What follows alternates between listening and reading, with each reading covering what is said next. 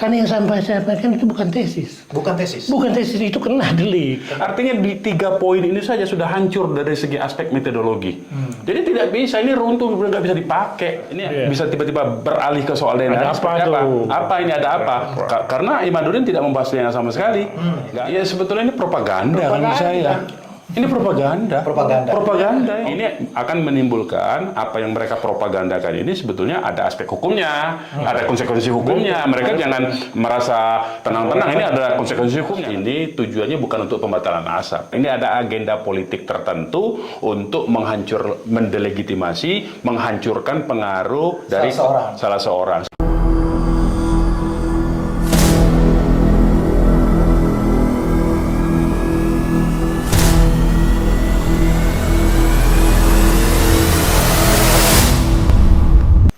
Assalamualaikum warahmatullahi wabarakatuh. Waalaikumsalam warahmatullahi wabarakatuh. Kembali lagi di YouTube channel Halo Pengacara. Apa kabarnya sahabat Halo Pengacara? Semoga selalu dalam keadaan sehat walafiat. Dan kembali pada kesempatan kali ini Halo Pengacara akan memberikan ulasan hukum terkait dengan isu-isu yang sedang viral di masyarakat yang menjadi perbincangan atau polemik di masyarakat baik di media massa maupun di media sosial. Dan pada kesempatan kali ini sudah ada teman diskusi atau bisa dikatakan narsum yang luar biasa. Yang pertama Bang Dr. Abdul Khair Ramadan. Ini pakar hukum, pakar teori hukum dan juga metodologi hukum gitu ya Bang ya? Iya. Yang kedua nggak usah saya kenalin lagi, juga beliau Udah mantap. pakar hukum juga yang akan mengulas satu isu hukum yang sedang ramai dibicarakan di masyarakat Bang. Menjadi polemik. Tepatnya fenomena dan fenomenal tentang polemik nasab Ba'alawi begitu Bang. Yang jadi pertanyaan pertama nih Bang kepada Bang Dr. Abdul Khair Bang. Ini kan yang menjadi dasar ramainya atau menjadi viralnya tentang perdebatan nasab ini adalah terkait dengan penelitian Bang yang dilakukan atau disebutnya dengan tesis begitu, disebut dengan tesis yang mengatakan bahwa klaim atau nasabnya Ba'alawi ini tidak terkonfirmasi dengan zuriatnya Nabi Muhammad SAW, atau bisa dikatakan Ba'alawi ini bukanlah keturunan dari Nabi Muhammad SAW. Ini didasarkan dengan tesis. Nah, kalau Abang melihat ini sudah menjadi, ini nggak bisa dikatakan sebuah penelitian yang berdasarkan hukum nggak gitu Bang? Atau berdasarkan ilmu lah gitu ya, nggak usah hukum ya gitu. Ya, terima kasih. Kalau kita bicara tesis, itu kan dari kata tea. Tea itu teater. Suatu hal yang dipertunjukkan. Teater kan dipertunjukkan. Tapi dalam kehidupan dunia akademik yang tentu ilmiah, tesis itu teori. Jadi teori itu yang melandasi penelitian. Tanpa ada teori, landasan teori, itu tidak ada penelitian. Hasil penelitian maksudnya. Dan itu terkait dengan pertanyaan atau pernyataan masalah. Kalau di hukum itu ada dasolen, dase, nah itu ada gap. Nah masalahnya apa? Penelitian yang jadi masalahnya apa? Nah masalah itu harus konsisten, harus dijawab ketika seorang melakukan penelitian dengan landasan teori. Pertanyaannya, apa landasan teori yang dibangun, yang didasari? Ada teori-teori tertentu, misalkan teori tentang sejarah, teori tentang keturunan terkait ras dan etnis itu bagaimana? Apa muatan teori yang dikandungnya? Dan teori itu harus jelas, harus diterima umum. Yang kedua, teori itu bersinggungan dengan metodologi. Nah, metodologi itu ada 2 rezimnya, pendekatannya, jenisnya. Apakah normatif atau yuridis? Tapi pendapat yang umum mengatakan kalau dia hanya normatif itu setengah ilmiah. Kalau hanya empiris itu pun setengah ilmiah. Jadi penelitian yang ilmiah itu adalah yang logiko, hipotetiko, verifikatif. Maksudnya apa? Logiko itu deduktif. Hipotetiko ada hipotesa, ada asumsi. Ada verifikatif, ada empiris. Jadi penelitian itu secara ilmiah harus deduktif, harus ada hipotesis dan induktif, empiris dan normatif. Kedua, hal ini menyangkut dengan bangunan dari penelitian itu. Di samping teori yang dibangun yang didasarkan. Teori ini diterima secara umum. Itu harus ada. Kalau ini tidak ada, bagaimana dikatakan teori? Nah, sekarang teori itu tentu harus dengan adanya penelitian dan adanya di dunia kampus. Apakah universitas atau sekolah tinggi? Apakah pendapat itu yang didasarkan dari hasil kesimpulan yang berupa tesis itu pernah diujikan? Orang itu pernah tercatat sebagai mahasiswa pasca sarjana. Tentu sebelumnya S1. Kalau dia belum S1, tiba-tiba saya mengklaim saya punya tesis lah. Tesisnya dari mana? S1 dulu gitu ya? S1 dulu. Nah, setelah itu ada disertasi. Disertasi itu juga teori. Nah, teori itu adalah menjelaskan suatu permasalahan dengan mengambil berbagai macam teori-teori sehingga saya punya teori dapat memperkuat teori yang lama, atau saya menggabungkan beberapa teori menjadi satu, atau saya menolak teori, saya membuat teori baru. Dan ini tidak mungkin di S2, itu ada D3. Kalau di S3 kita bisa membuat teori baru, tesis baru. Tapi itu harus diuji dan tentu di sini alasan utamanya bukan untuk kepentingan pribadi, itu untuk kepentingan akademik. Dilandasi dengan dua hal, kejujuran dan kepatutan. Sepanjang itu jujur dilakukan, berbasiskan teori, berbasiskan metodologi, dan pantas. Kalau tidak pantas, tidak jujur, itu tidak. Dalam dunia akademik itu ditolak. Itu. Kalau abang melihat video-video yang sudah menampilkan seseorang yang memang mengeluarkan tesis itu gitu ya, apakah abang bisa mengkualifikasikan bahwa tesis yang disampaikannya itu memang tesis yang sudah sesuai dengan apa yang tadi katakan metodologi dalam ilmu hukum gitu Bang? Kalau saya bukan pasca sarjana. S1 pun tidak. Apalagi S2 atau S3. Saya bilang saya punya tesis. Terus saya berpendapat. Pendapat saya ini saya viralkan. Saya sebarluaskan, baik tulisan maupun saya berpidato, berceramah, atau mengungkapkan di muka umum yang dapat didengar orang.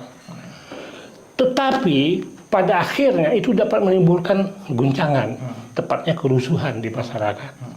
Berarti di sini saya patut menduga atau patut mengetahui ada hal itu, terjadinya kerusuhan di masyarakat. Kenapa? Karena saya menyampaikan berita atau pemberitaan bohong. Karena yang saya sampaikan itu bukan tesis. Bukan tesis? Bukan tesis, itu kena delik. Kena delik, ya. Oke Bang, sebelum sampai kena delik, saya ingin tanya dulu sama Bang Munarman. Bang Munarman, yang menjadi klaim dari tesis ini ada kan menyatakan bahwa nasab Mbak Alwi ini ya, yang tersambung dari Alwi bin Ubaidillah, yang kemudian Ubaidillah katanya juga bersambung dengan Ahmad bin Isa. Gitu. Yang menjadi klaimnya itu kan salah satunya bahwa Ubaidillah ini bukan merupakan anak dari Ahmad bin Isa, gitu. Itu satu hal. Yang kedua, kemudian dari sisi DNA katanya seperti itu, Mbak Alwi ini tidak memiliki DNA dari zuriat Rasulullah, begitu. Kalau abang sendiri melihat seperti apa, Bang? Ya, saya kira begini ya. Tadi sudah disampaikan oleh Dr. Khair ya, bahwa sebagai sebuah penelitian, metodologinya itu harus ketat. Nah, katakanlah itu diklaim penelitian ilmiah. Kalaupun klaim penelitian ilmiah, kita lihat ya, kita harus pastikan dulu kalau dia mengklaim penelitian ilmiah, ini penelitian metodologinya, ini penelitian pustaka, atau penelitiannya ini penelitian yang mengambil sampel dari kuantitatif itu. Iya, mau kuantitatif, mau kualitatif, artinya ada narasumber yang diwawancara, kira-kira begitu ya dokter ya. Ada narasumber untuk dikatakan sebuah penelitian. Kalau kita lihat sekarang, sumber yang diklaim sebagai sebuah penelitian, saya nggak mau sebut dia tesis ya, karena tadi bukan tesis sebetulnya itu, karena kalau tesis itu adalah di jalur akademis sebetulnya, ada pengujinya, dia terdaftar sebagai mahasiswa S2, S3 kan begitu. Nah ini kan bukan, jadi katakanlah penelitian ya, ini penelitian yang tidak ilmiah. Kenapa tidak ilmiah? sumber yang dijadikan batu loncatan dalam isu ini itu hanya 2 buku, 2 kitab. Salah satunya itu adalah kitab Syajaratul Mubarakah kalau nggak salah ya, judulnya itu begitu, Syajaratul Mubarakah itu. Dan di kitab itu sendiri, itu kitab baru ditemukan sekitar 26 tahun yang lalu. Tapi diklaim itu kitab ditulis pada abad ke-6 Hijriah. Jadi kan ada problem 500 tahun lebih dia kan. Yang hilang kitab itu tidak diketahui di mana keberadaannya, tiba-tiba tahun 1400 sekian nongol kitab. Nah ini kan secara metodologi kan jadi persoalan sebetulnya. Masalah. Itu ya. Artinya saya mau katakan sumbernya sendiri sudah bermasalah. Sumber yang dijadikan alat analisis itu bermasalah.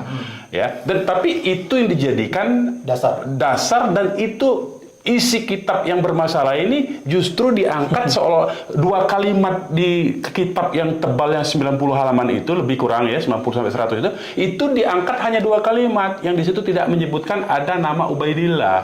Hanya itu saja, selebihnya tidak dibahas. Artinya memang ini bukan penelitian yang ditujukan untuk ilmiah. Kenapa? Karena satu tadi itu kitabnya baru ditemukan belakangan tahun 1400 padahal diklaim ditulis tahun 600-an Hijriah. Jadi dari tahun 600 ke tahun 1400 berarti ada 800 tahun hilang. Hilang. Bermasalah dong ini. Mestinya penelitian terlebih dahulu membuktikan bahwa betul itu kitab ditulis tahun itu. Nah, baru itu ilmiah dengan sumber-sumber yang lain gitu loh. Artinya membuktikan dulu bahwa kitab itu betul ditulis tahun itu. Itu pertama, soal sumber. Yang kedua, sumber penelitiannya. Yang kedua, pentahkik kitab itu sendiri, pentahkiknya yang mengklaim mentahkik kitab itu, yang kitab itu disuruh oleh gurunya ya. Kalau nggak salah namanya Ar-Razi, orang dari Iran gitu kan.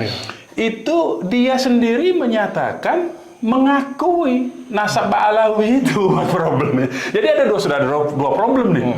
Artinya penulisnya, pentahkiknya sendiri mengakui nasab Ba'alawi tersambung. Yang kedua kitabnya sendiri itu bermasalah dari 800 tahun kehilangan itu. Itu 2 masalah yang awal ya. Nah, masalah yang ketiga dari segi metodologi, motivasi penelitian. Nah, ini penting saya kira. Kan di dalam metode penelitian itu ada tujuan penelitian, kan gitu kira-kira ya. Manfaatnya apa, dasar alat terbelakang penelitiannya apa, ruang lingkupnya apa, kan itu ada. Ini jelas-jelas orang yang membuat penelitian ini dalam tulisannya dan dalam berbagai video wawancara, dia menyatakan penelitian ini saya lakukan karena melihat akhlak dan perilaku. Lu tidak sesuai dong. Dia soal akhlak dan tidak perilaku tidak objektif lagi.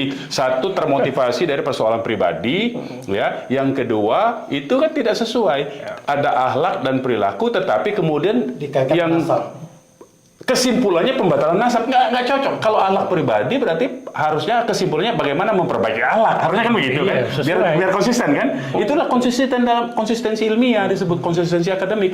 Artinya di 3 poin ini saja sudah hancur dari segi aspek metodologi.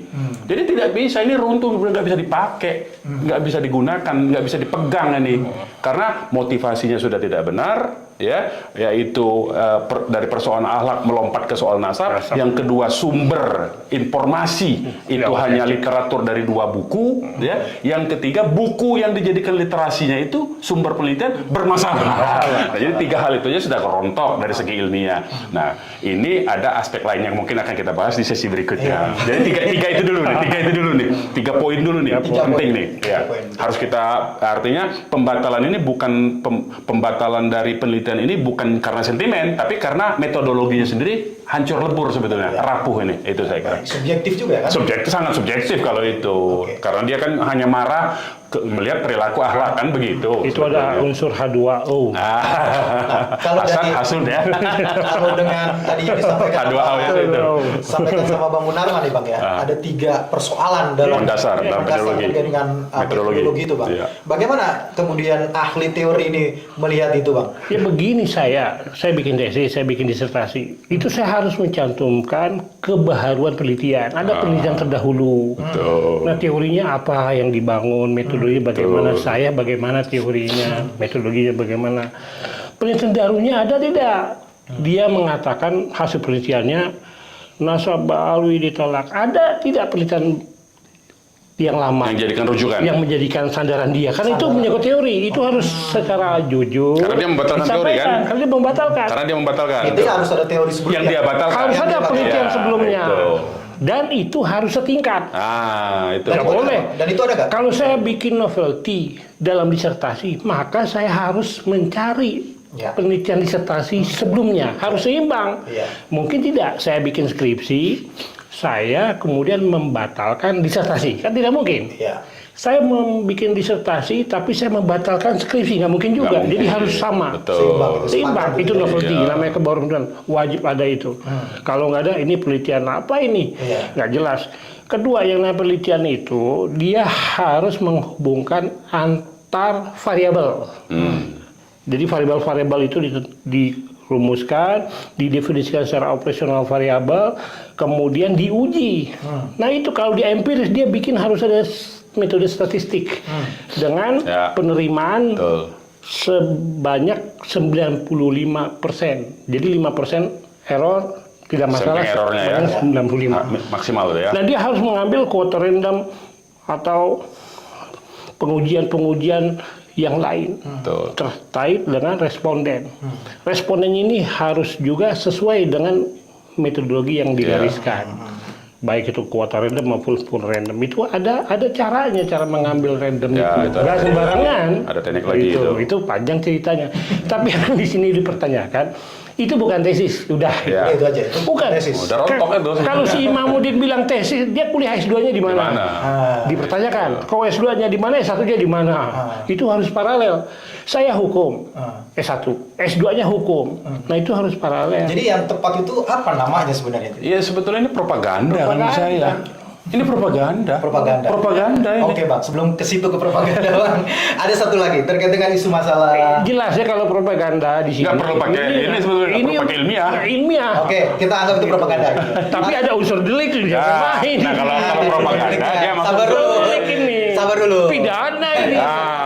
itu. Kita ada satu juga nih bang, selain ada masalah. Selain pidana ada aspek keterkaitannya dengan permainan intelijen. Nah ini beliau itu menyampaikan. penting itu. Agak-agak ini nih ya. Ngeri-ngeri sedap. Ngeri-ngeri sedap nih. Ngeri-ngeri sedap. Bahaya tapi harus kita sampaikan. Harus diungkap. Karena yang kita sampaikan ini Betul. murni keilmuan. Baik bang, sebelum sampai situ dulu bang, kita mau nanya dulu nih. Ada juga yang mendasari orang ini gitu ya untuk mengatakan bahwa Mbak Alawi ini bukanlah zuriat Rasulullah, itu adalah metode DNA namanya gitu bang. Iya bang ya. Versi gitu. Versinya Soal begitu. DNA. Nah, Bang Munarman kan pasti mengerti ya tentang apa itu DNA dan segala macam itu bang. Yang mengatakan bahwa kalau yang zuriat Rasulullah itu kebanyakan J1 begitu kan. Kemudian kalau yang dari Yaman Balawi ini G gitu. Sehingga tidak mungkin, bahkan ada salah satu ahli mengatakan mustahil bahwa Balawi ini adalah keturunan Rasulullah SAW. Katanya begitu. Nah, abang melihat emang untuk bisa mengatakan DNA dijadikan pegangan bukti bahwa memang dia itu keturunan Rasul itu bisa nggak? Kita begini dulu. Secara logika nih bang. Iya kita jawab dulu. Dari apa yang diklaim oleh pihak yang meneliti soal nasab, yaitu yang bernama Imaduddin, itu dia tidak memasukkan unsur DNA. Nggak ada, dia cuma 2 buku tadi, Sejaratul Mubarakah sama satu buku saya lupa. Bukan tentang DNA. Bukan tentang DNA, nggak ada. DNA nggak dibahas di situ. DNA ini kemudian masuk baru sisipan, susupan dan sisipan. Di tengah perjalanan isu nasab dia tiba-tiba masuk dari orang-orang lain. Ya, disitulah poinnya nanti kita akan bahas. Ini bisa tiba-tiba beralih ke soal DNA. Ada apa? Apa ini ada apa? Karena Imaduddin tidak membahas DNA sama sekali, nggak ada. Nah, kalau soal DNA, pertanyaan pentingnya, memang secara klaim dari pihak ilmu pengetahuan DNA ini bisa melacak asal usul dari manusia. Tetapi juga ada penelitian ini, saya barusan baca nih ya. Ini nih, isinya begini nih. Dalam penelitian diketahui bahwa manusia memiliki kesamaan DNA dengan spesies lain seperti orangutan, simpanse, gorila, bonobo. Ini sama nih, setidaknya lebih dari 90% DNA loh. Jadi kalau patokannya DNA, Berarti kita ini sama keturunan monyet dong, gorila, simpanse. Nggak mau. Nggak bisa, beda. Mau Kalau kalau berpedoman pada DNA ya. Nah, itu persoalan. Ini bukan main-main, ini yang melakukan penelitiannya ini Vance de Waal namanya, ilmuwan yang mengkhususkan diri meneliti primata dari Emory University di Atlanta, Amerika Serikat. Jadi berbahaya saya kira ini kalau kita berpegangan pada DNA, karena yang kedua persoalannya ya, yang kedua, siapa peneliti atau hasil sampel DNA dari zaman Nabi Ibrahim atau Rasulullah SAW? DNA mana? Contoh sampel yang pernah diambil? Nggak ada.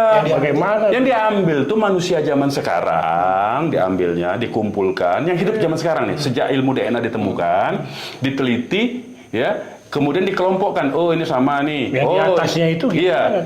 Tapi kan di atasnya Nabi tidak ada Ibrahim, sampel Nabi Ishak, DNA. Tidak ada sampel DNA. Ini 95%, 90-90% ini sama dengan simpanse gorila. Karena sampel simpanse yang sekarang diambil, sampel manusia sekarang diambil. Dicocokkan 95% samanya. Iya. Tapi kalau penelitiannya tentang keturunan kita, asal muasalnya, manusia yang di atas generasi kita dulu itu, yang ribuan tahun di atas kita, lu sampelnya dari mana? Bagaimana cara Itu pertanyaan penting loh, secara ilmiah. Cara ngambilnya gimana? Cara ngambil DNA itu bagaimana? Sehingga bisa dikelompokkan kalau ini garis keturunannya dari manusia yang ini, dari keturunan. Nggak bisa. Kalau ada pernyataan dari si peneliti itu terkait dengan ada kromosom Y yang katanya bisa sampai mendeteksi DNA sampai dengan ke Nabi Adam. Setahu saya itu hanya penelitian sebuah perusahaan, dan perusahaannya itu perusahaan yang berada di Amerika. Sperma itu, kalau kromosom Y. Kalau kromosom Y dengan X itu adalah wilayah penelitian dari segi sperma, dan itu dunia kedokteran. Tapi itu balik lagi, apakah pernah diteliti Kromosomnya. kromosom dari nenek moyang kita yang di atas, yang haplogrup J, haplogrup G, haplogrup J1 itu? Generasi di atas kita itu siapa yang diambil sampelnya untuk memastikan bahwa yang sekarang ini, oh ini yang terjadi setahu saya ya, yang saya baca cari informasi ya, karena kan mereka juga pakai internet ini soalnya informasi haplogrup itu internet semua itu nggak bisa. Setahu saya kalau dari internet ternyata yang diambil itu sampel manusia sekarang, kemudian dikelompokkan, ada misalnya 1000 dari 300 orang sama. Oh ternyata 300 orang ininya hidupnya di Timur Tengah. Makanya oh ini grupnya ini. Oh ini hidupnya di Asia Tengah. Oh ini 200 orang dari Asia Tengah. Begitu. Kemudian dia oh ini sama. Nah, ada yang tercecer di Indonesia. Oh ternyata dia sama di Asia Tengah atau di Timur Tengah. Baru dikelompokkan. Jadi bukan pada sampel primer seperti yang dikatakan secara metodologi, sampel primer dari manusia di atas kita.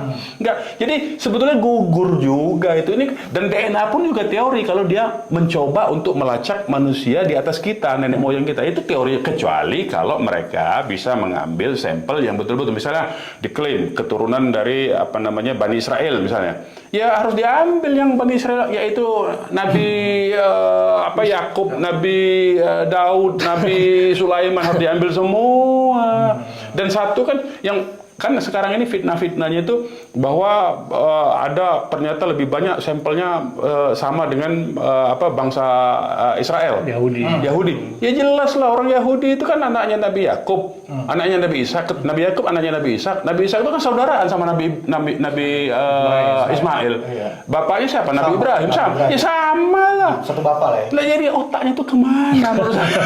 Jadi tidak lebih ini propaganda menurut saya akhirnya. Apa dibalik itu semua Bang? Ya, yang menjadi pertanyaan adalah apa dibalik itu? Karena seperti yang dinyatakan oleh si peneliti ini Bang ya, di dalam podcast dia mengatakan bahwa dasar atau latar belakang dia meneliti itu adalah dengan mencari di Google 2 orang, Habib Rizik Syihab dan Habib Bahar. Hanya 2 itu aja yang motif yang menjadi penelitian. Dasar penelitian dia. Apa Bang sebenarnya Abang lihat di balik ini semua? Kalau saya ini ada sponsor dari State Intelligence. Saya nggak nyebut lembaga ya.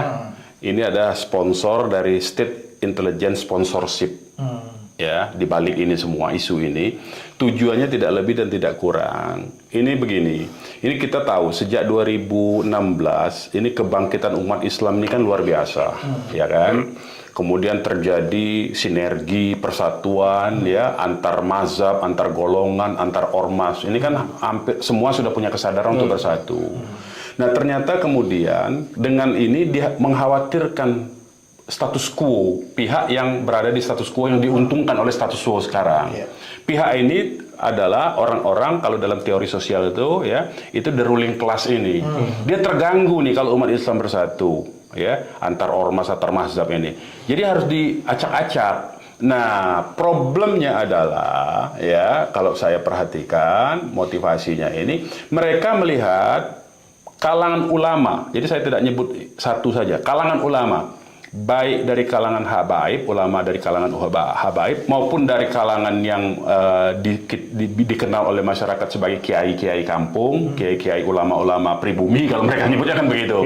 Ini terjadi persatuan. Nah, mereka nggak mau ini terjadi persatuan. Dengan adanya menonjol-nonjolkan isu-isu pribumi segala macam, ini kan ada aspek-aspek yang disebut dengan secara ideologi ultranasionalisme atau cenderung kepada chauvinisme sebetulnya. Ini kan Hitler sebetulnya chauvinisme itu, membanggakan apa namanya kepribumiannya, keasliannya. Padahal kita ini semua sebetulnya makhluk alien sebetulnya. Kita ini kan makhluk keturunan Nabi Adam, yang Nabi Adam itu diturunkan kepada dari surga ke bumi. Ini kan karena dihukum. Ini ribut soal begini ini kan sebetulnya dia buang-buang waktu aja nih orang-orang. Tapi balik lagi karena dia khawatir dengan keberadaan kebersatuan antara ulama, bahkan PBNU juga ya sudah merespon isu ini bahwa tidak benar ini semua ya, merusak persatuan. Jadi dia curiga dari analisis intelijen ini menyatakan persatuan umat Islam ini dibangkitkan oleh kalangan habaib dan kalangan ulama. Sehingga ini harus dipecah belah. Nah, pakai pecah belahnya itu pakai apa? Ya pakai isu ini yang bisa efektif. Karena isu-isu lain sudah pernah dicoba, gagal terus kan. Pakai kriminalisasi, gagal. Karena walaupun dihukum, di penjara, tetap umat mencintai ternyata. Tetap diikuti.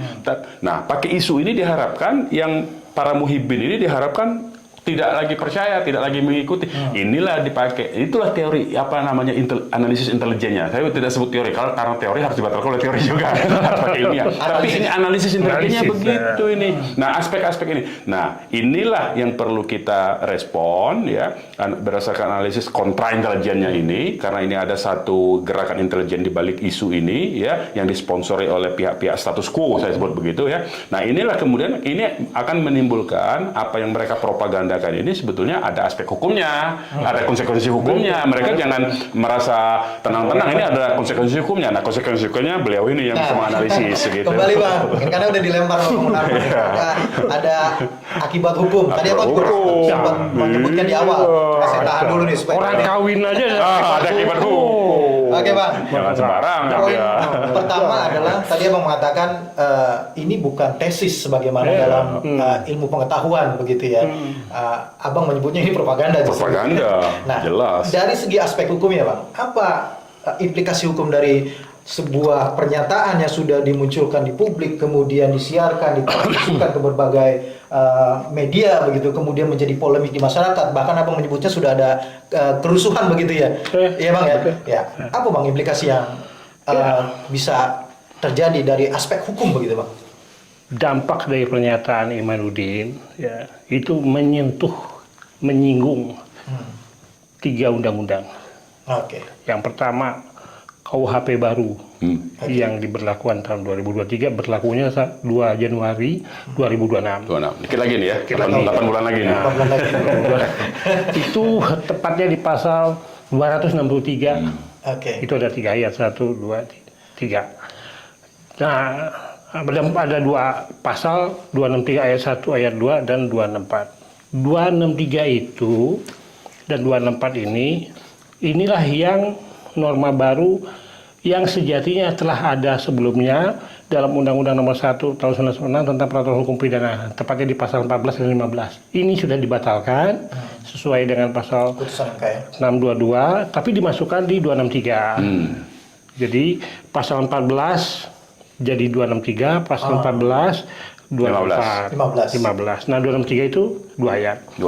Nah, berita bohong ini. Jadi, berita bohong ini, kalau ayat pertama itu, seseorang itu menyiarkan atau menyebarluaskan berita atau pemberitahuan yang sepatutnya orang itu mengetahui bahwa pernyataannya, pemberitahuannya itu adalah bohong yang menimbulkan kerusuhan di masyarakat. Ayat 2-nya pasal yang sama itu bukan diketahui bahasanya dapat diduga. Jadi kalau yang ayat pertama itu pasti dengan maksud, karena maksud. well and written, mengetahui Berarti sengaja dengan maksud, ya? dengan maksud. Tapi kalau ayat kedua Kemungkinan. itu dolus eventualis atau dolus erectus, Iya. patut diduga. Patut diduga. Perbuatan dikendaki akibat tidak dikendaki, tapi secara pasti atau secara kemungkinan terjadi, dia juga harus bertanggung jawab. Ya. Oke. Nah ini yang dikenakan Habib Rizik. Ya. Oh, pada saat itu. Ya, pasal 14 dan 15, tapi 14 yang dikenakan diterapkan Rizik, tapi hakimnya itu manipulasi. Dia itu mengambil bahan pendapat hukum dari skripsi. Saya cek, ini bagaimana konsekuensi dolus directus dolus eventualis yang dikutip dari Fakultas Hukum Sarjana Hukum di Sumatera Utara, itu tidak ada literaturnya. Jadi dia copy paste persis bahasanya dari S1. Tapi saya cek kalimat itu tidak diketemukan dalam kitab hukum. Nggak ada. Jadi itu pendapat si pembuat skripsi. Iya, maksudnya diambil dari pertimbangan hakim. Hakimnya plagiat.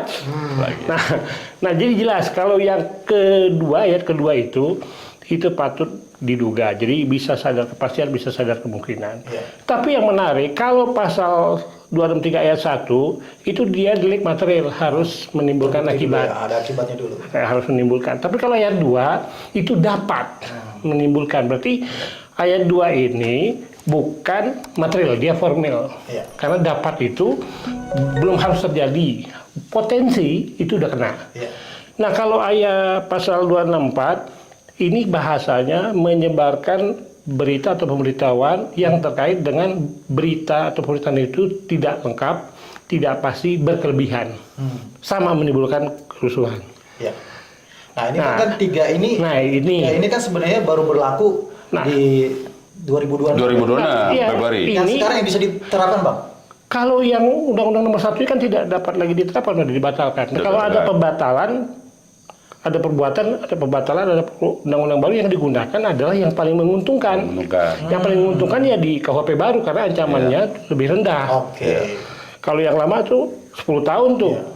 Pasal 14 ayat 1. Nah, yang sekarang 6. Iya. Nah, sekarang di pasal 264 itu dia menyebarkan berita yang tidak pasti, tidak lengkap, berkelebihan. Sama dengan berita bohong.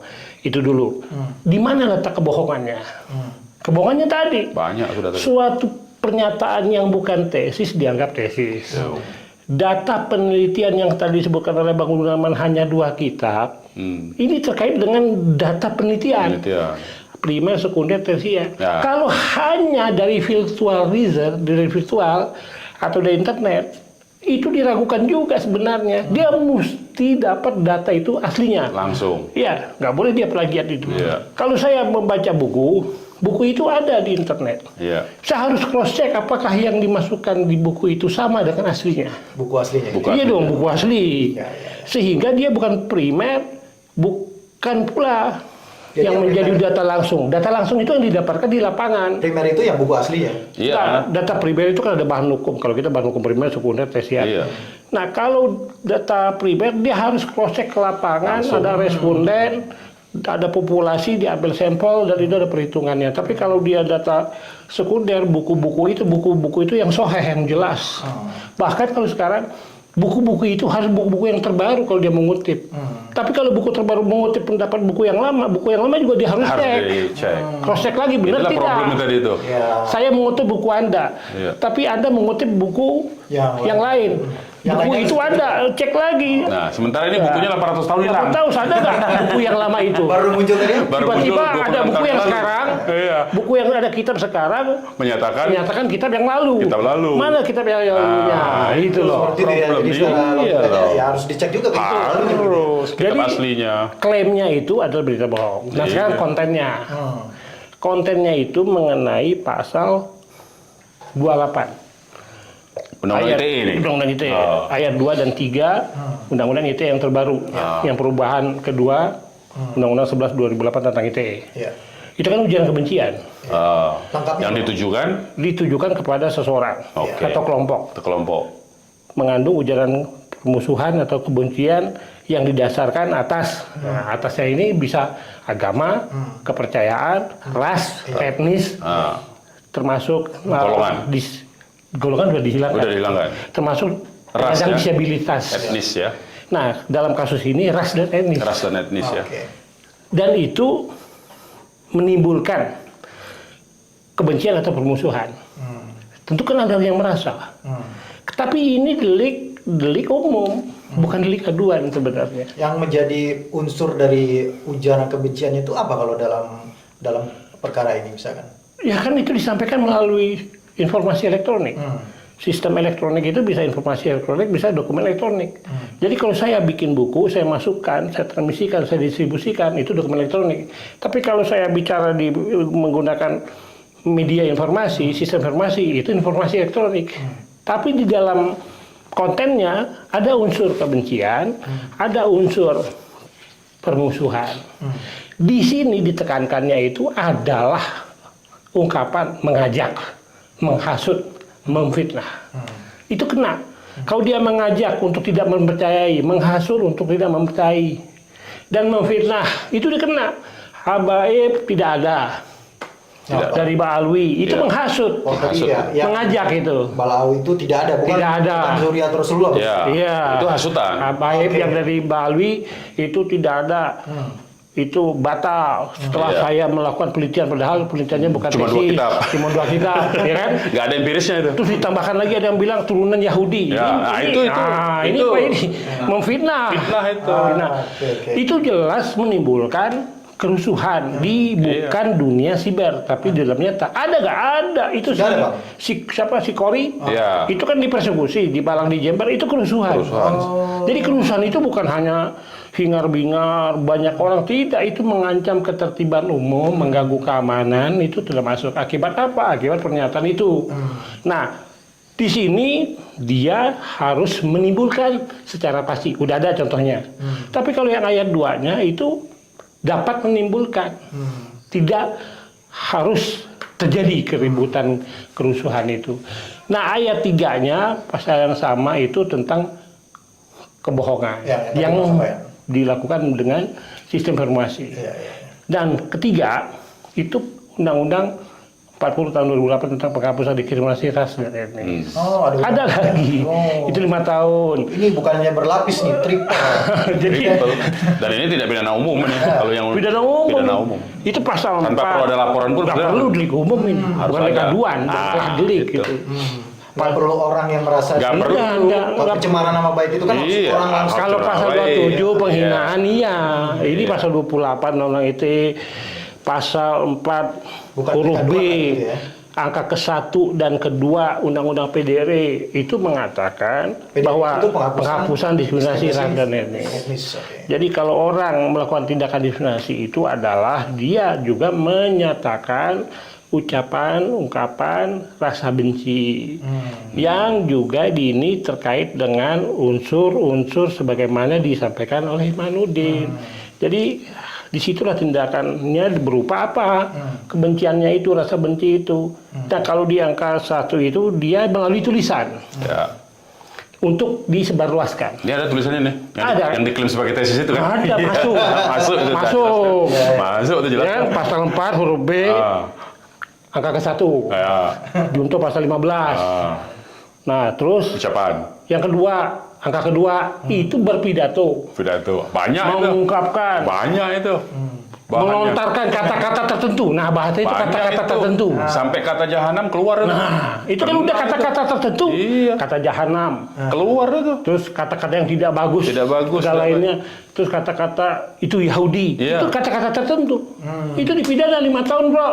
5 tahun. Yang paling berat itu 6 tahun. Nama pasal 263 ayat 1. 6 tahun. Jadi sebenarnya kalau mau digunakan hukum, pasal-pasal yang lain ini satu perbuatan mengenai beberapa perbuatan yang lain yang berbeda itu dikumulasi, semuanya diambil yang paling berat, ditambah sepertiga dari yang terberat. Undang-undang itu yang paling berat berapa? 6 tahun. Undang-undang penghapusan diskriminasi ras dan etnis 6 tahun. Undang-undang apa lagi? Undang-undang KUHP yang paling berat tadi 6 tahun. Terus undang-undang itu 6 tahun, ya kan? Paling berat 6 tahun kan? Berarti 6 tahun diambah sepertiga berarti 8 tahun. Kan 6 tahun.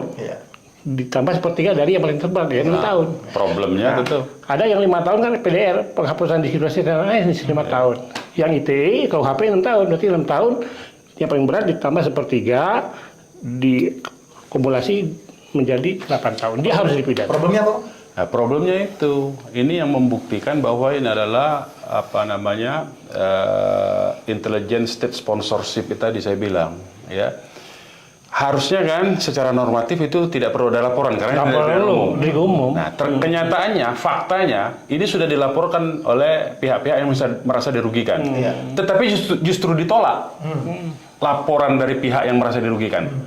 Jelas ini membuktikan bahwa ini ada sponsorship dari state sponsorship nih untuk melindungi orang-orang yang mengemukakan secara tulisan tadi dan membuat propaganda baik itu dengan ucapan lisan, dengan alat-alat elektronik, kemudian dengan isu DNA, haplogroup itu ini semua operasi intelijen menurut saya.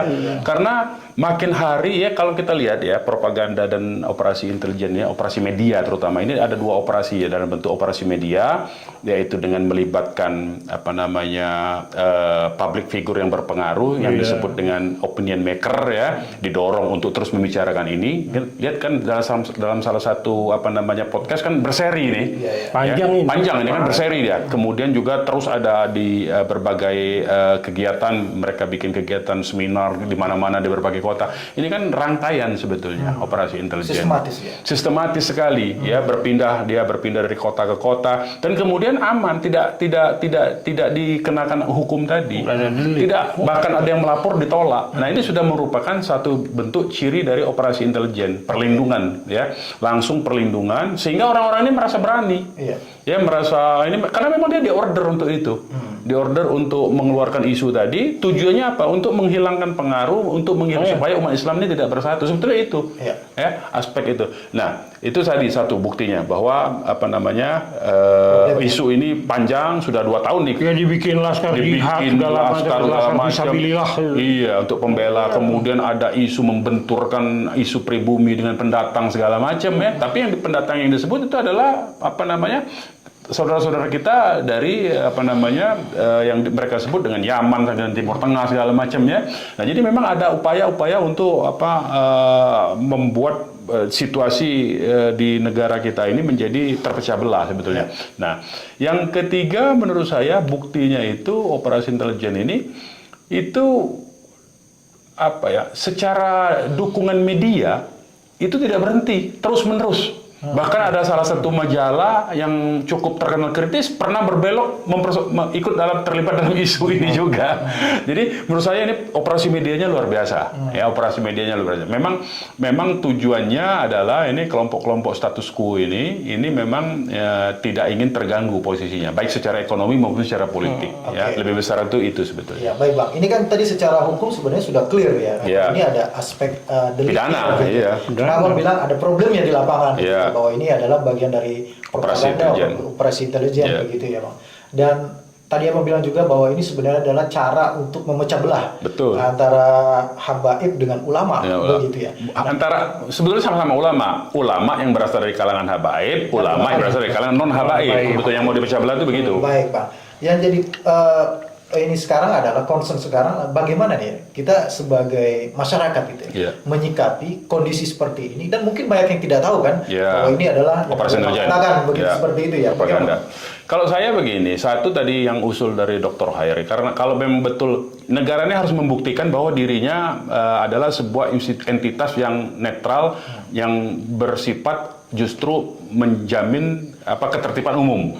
Nah, untuk dia menjaga ketertiban umum, makanya mestinya ada tindakan hukum terhadap orang-orang yang melakukan penghasutan, ujaran kebencian, kan begitu. Itu satu, buktikan dulu bahwa itu. Kalau ini tidak dibuktikan bahwa negara ini adalah entitas yang netral, yang bertujuan untuk menjamin ketertiban umum, maka artinya ada state sponsorship. Nah, kalau dia sudah state sponsorship, artinya masyarakat harus diberi edukasi, awareness, harus diberi pemahaman pertahanan bahwa ini adalah bagian dari operasi intelijen. Kita jangan sampai masuk terjebak ke situ dengan hasutan-hasutan itu, sehingga masyarakat udah tahu, oh ini agen-agen intelijen yang memang sengaja ditebar untuk mengacaukan situasi. Jadi kita membangkitkan kesadaran masyarakat saja supaya tidak terjebak dalam situasi itu. Sebetulnya itu yang perlu diedukasi ke masyarakat.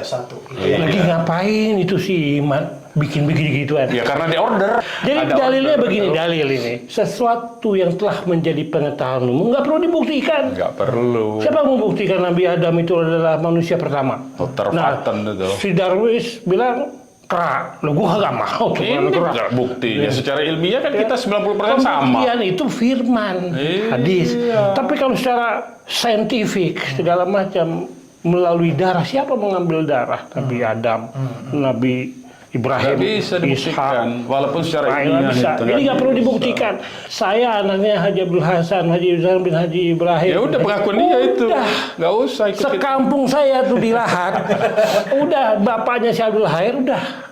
Tiba-tiba misalnya, katakanlah ini kita berhipotesis. Tiba-tiba ada orang lain ngaku anaknya tadi siapa bapak antum? Haji Abdul Hasan. Haji Abdul Hasan. Tiba-tiba ada yang ngaku. Ya siapa tahu bapaknya ini punya istri lain. Kita nggak tahu. Cara mengeceknya, Benar-benar. ini menyangkut kekayaan, menyangkut harta kekayaan. Dalam konteks itu kan? Bisa. Kita nggak tahu. Ribut waris, baru tes DNA. Baru tes DNA itu. Benar tidak? Sepanjang tidak ditemui. Artinya itu hanya bisa dilakukan kelahiran, konteks kekinian. akta nikah.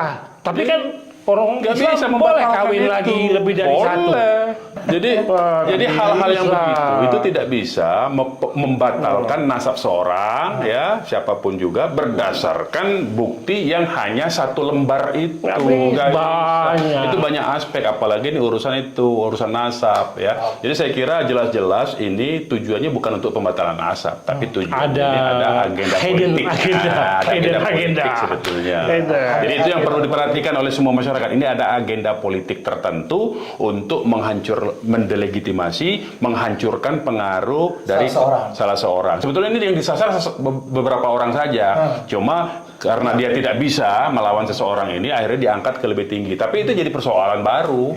Ya, itu yang menjadi bahayanya. Masyarakat harus diberitahu itu. Baik. Gitu. Ya, semoga masyarakat tercerahkan, mendapatkan pemahaman Semoga. dan mendapatkan perspektif yang baru nih. Apalagi DNA ya. Saya mau pastikan tadi sudah saya bacakan. Kalau berpatokan pada DNA, maka semua manusia itu sama dengan monyet, kera, gorila, simpanse segala macam tadi itu. Nggak bisa dipakai itu. Nggak bisa dipakai itu. Iya. Ya, makasih Bang Norman atas pencerahannya. Ini masih panjang sebenarnya pembahasan. Nanti kita lanjut. Panjang ini. Ada sesi berikutnya. Panjang ini. Sesi berikutnya. 3 pasal tuh panjang itu. 3 pasal. Enggak, nanti lanjutnya 3 pasal khusus. 3 pasal khusus. Iya, jadi ada 2 ini nanti. Oke, siap. Makasih banyak Bang Abdul Khair juga. Makasih juga sahabat acara yang sudah menyaksikan video ini sampai dengan selesai, dan saya rasa ini menarik sekali diskusinya seperti ini. Nah, kita akan lanjutkan lagi di sesi berikutnya. Ya, yang khusus tadi membahas pasal 3 pasal. 3 pasal ya, khusus. Makasih sahabat acara. Assalamualaikum warahmatullahi wabarakatuh.